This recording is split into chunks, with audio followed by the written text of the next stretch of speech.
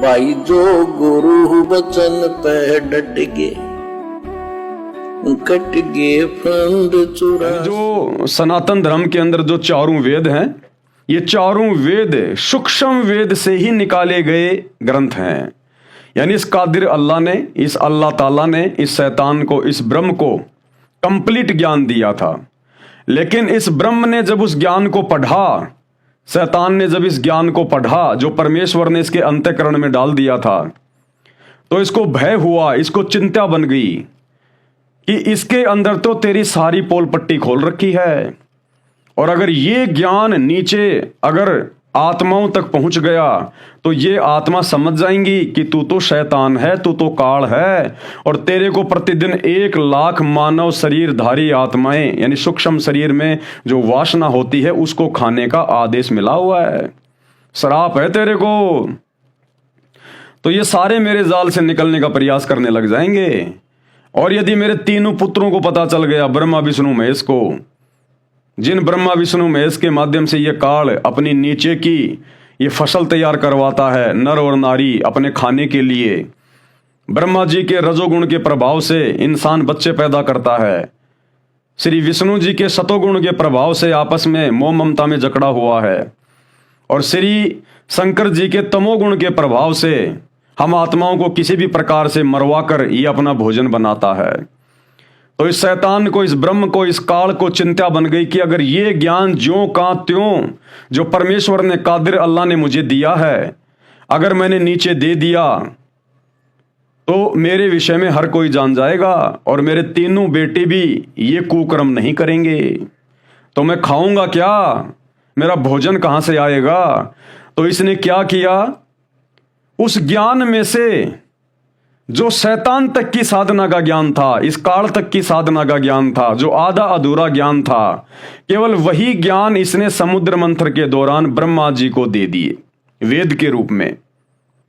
और जो सूक्ष्म वेद का ज्ञान था, शतलोक का ज्ञान था, कादिर अल्लाह का ज्ञान था, उसकी प्राप्ति का ज्ञान था, वो इसने नष्ट कर दिया। और बाकी अपनी साधना तक का ज्ञान इसने अपने बड़े पुत्र ब्रह्मा जी को दे दिए वेद रूप में। ब्रह्मा जी ने वेदों को पढ़ा और वेद आगे इसने अपने वंशजों को दे दिया, जिनको ब्राह्मण कहा जाता है, पंडित कहा जाता है। पंडित कोई जाति नहीं होती है, ब्राह्मण कोई जाति नहीं होती है। पंडित और ब्राह्मण का मतलब होता है विद्वान, जो शास्त्रों से परिचित हो, जो भक्ति से परिचित हो। ब्राह्मण सो ही जो ब्रह्म पहचाने, जो ब्रह्म यानी जो भगवान को पहचानता है, उसी को ब्राह्मण कहते हैं। तो ब्रह्मा जी ने यह ज्ञान आगे अपने वंशजों को दे दिया, मनु को दे दिया, राजा दक्ष को दे दिया। इस प्रकार ये आगे फैलता गया। आगे चलकर श्री वेद व्यास जी ने इस ज्ञान को, दिव्य दृष्टि प्राप्त होने के बाद इस ज्ञान को 4 भागों में बांट दिया और 4 वेदों के रूप में इसको संग्रह कर दिया, यजुर्वेद, सामवेद, अथर्ववेद और ऋग्वेद, जो आज आप और हमारे सामने है। तो इन चारों वेदों में केवल आधा अधूरा ज्ञान है। इन चारों वेदों में केवल यजुर्वेद अध्याय 40 श्लोक 15 में और गीता अध्याय 8 श्लोक 13 में केवल शैतान तक का ही नाम है, केवल ओम नाम है।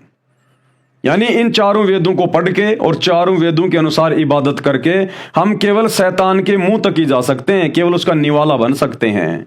84 लाख योनियों का कष्ट नहीं मिटेगा, जन्म मरण का चक्कर नहीं मिटेगा। इसलिए वो ओरिजिनल ज्ञान देने के लिए जो इस काल ने नष्ट कर दिया था, उस परमेश्वर ने, कादिर अल्लाह ने स्वयं संत रूप में धरती पर प्रकट होकर, और वो 5वां वेद बनाना पड़ता है, सूक्ष्म वेद कहा जाता है उसको, सूक्ष्म वेद। यानी चारों वेद तो सामान्य वेद हैं और चारों वेदों से ऊपर का जो ज्ञान है, कबीर अल्लाह के 7वें आसमान का जो ज्ञान है, उसको कहते हैं सूक्ष्म वेद। तो वो सूक्ष्म वेद आकर उस कबीर अल्लाह ने स्वयं ही लिखवाना पड़ता है। तो 650 साल पहले बनारस के काशी में उस कादिर अल्लाह ने प्रकट होकर कबीर दास के नाम से और आदरणीय धर्मदास जी के माध्यम से वो सूक्ष्म वेद लिखवाया, जिसको कबीर सागर कहते हैं। लेकिन आगे चलकर इस काल, इस शैतान के दूतों के द्वारा उस ज्ञान में भी कबीर पंथियों के द्वारा काफी मिलावट कर दी गई। इसलिए फिर से उस कादिर अल्लाह ने, अल्लाह कबीर ने आदरणीय गरीबदास जी के रूप में धरती पर प्रकट होकर और फिर नए सिरे से सूक्ष्म वेद का ज्ञान लिखवाना पड़ा, जिसको सद ग्रंथ साहिब कहते हैं, जिसमें 24,000 वाणियां हैं और जिस सदग्रंथ साहिब की 24,000 वाणियों में पूरे विश्व की जितनी भी भाषाएं हैं, हर एक भाषा के शब्दों का प्रयोग किया गया है।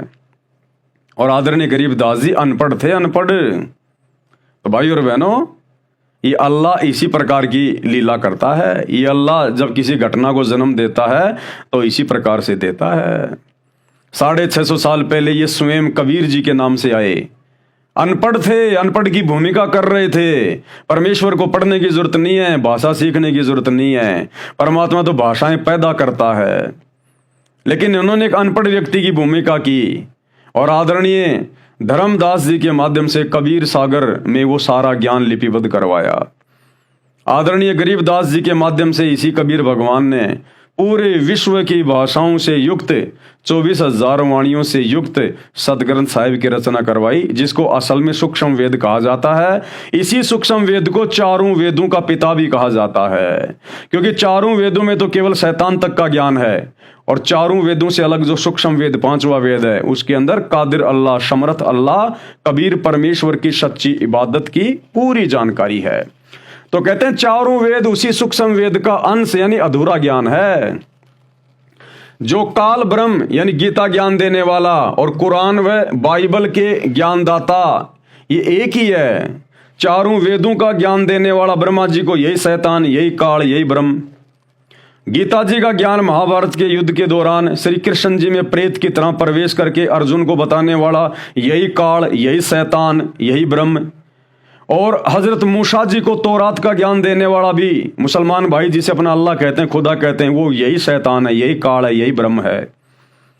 हजरत दाऊद को जबूर का ज्ञान देने वाला भी यही काल है, यही शैतान है, यही ब्रह्म है।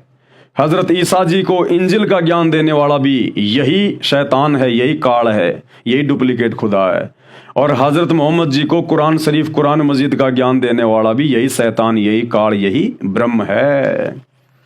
तो कहते हैं जो काल ब्रह्म, गीता ज्ञानदाता, कुरान व बाइबल के ज्ञानदाता ने जानबूझकर अधूरा इनकम्प्लीट ज्ञान दिया, ताकि सब मानव मेरे जाल में फंसे रहें, क्योंकि इसको प्रतिदिन 1 लाख स्त्री या पुरुषों को खाने का श्राप लगा हुआ है। इसलिए ये सबको अपनी आदि अधूरी साधना में उलझा के रखता है।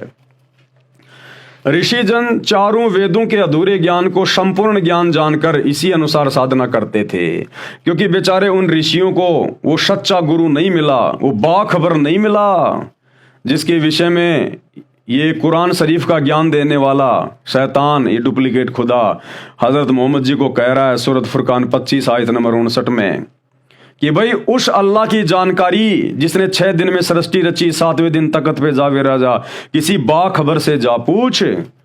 और गीता अध्याय 4 श्लोक नंबर 34 में ये शैतान, ये ब्रह्म अर्जुन को कह रहा है कि वो परमात्मा जिसने वो 7वें आसमान की रचना की है, जो सचखंड में रहता है, उस परम धाम में रहता है, जहां जाने के बाद साधक कभी लौटकर वापस संसार में नहीं आता, उसकी जानकारी तो किसी तत्वदर्शी संत से जाकर पूछ। अर्थात गीता का ज्ञान देने वाला भी यही है, जो कह रहा कि ए अर्जुन, उस परमात्मा की जानकारी, उसकी भक्ति की जानकारी तो किसी तत्वदर्शी संत से जाके पूछे। और उधर सूरत फुरकान 25 आयत नंबर 59 में हजरत मोहम्मद को कह रहा है ये शैतान कि उस अल्लाह की जानकारी तो किसी बाखबर से जा पूछे। मुसलमान धर्म में उसको बाखबर कहते हैं और हिंदू धर्म में उसी को तत्वदर्शी संत कहते हैं। तो भाई वो बाखबर, वो तत्वदर्शी संत जो वर्तमान में संत रामपाल जी के रूप में धरती पे आया हुआ है, वो बाखबर, वो तत्वदर्शी संत, वो सतगुरु उन ऋषियों को नहीं मिला, जो सतयुग में, त्रेता में, द्वापर में वेदों को पढ़ पढ़ के सिर पीट के रह गए और काल तक के जाल में रहे, आदि अधूरी साधना करके गधे कुत्ते सुअर बनते रहे, नरक में जाते रहे।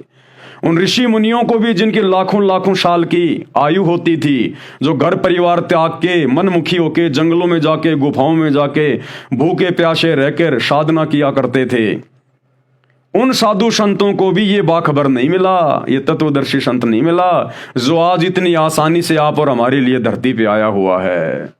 इसलिए वो साधु संत महात्मा भी चारों वेदों के अधूरे ज्ञान को संपूर्ण ज्ञान मानकर और इसी शैतान की साधना करते रहे।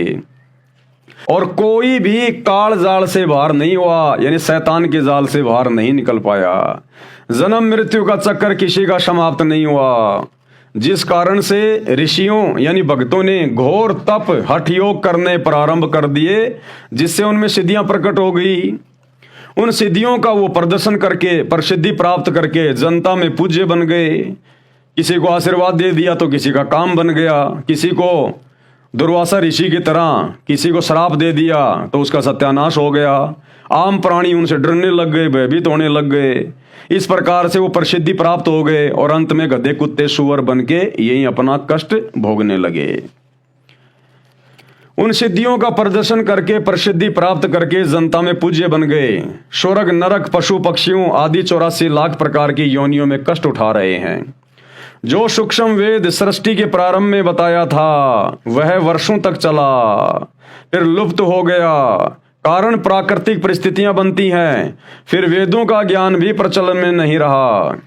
ऋषि जन भी वेदों वाली साधना त्याग कर हठ योग करके सिद्धियां प्राप्त करके एक दूसरे से बढ़कर शक्ति दिखाने की होड़ यानी इस स्पर्धा में लगे रहे, क्योंकि वेदों वाली साधना से प्रभु प्राप्ति नहीं होती, कादिर अल्लाह की प्राप्ति नहीं होती। 7वें आसमान वाली जन्नत इस शैतान की साधना से प्राप्त नहीं होती। भाई जो गुरु बचन पे डट गे, कट गे फंद 84 के, कट गे फंद 84 के, कट गे फंद 84 के।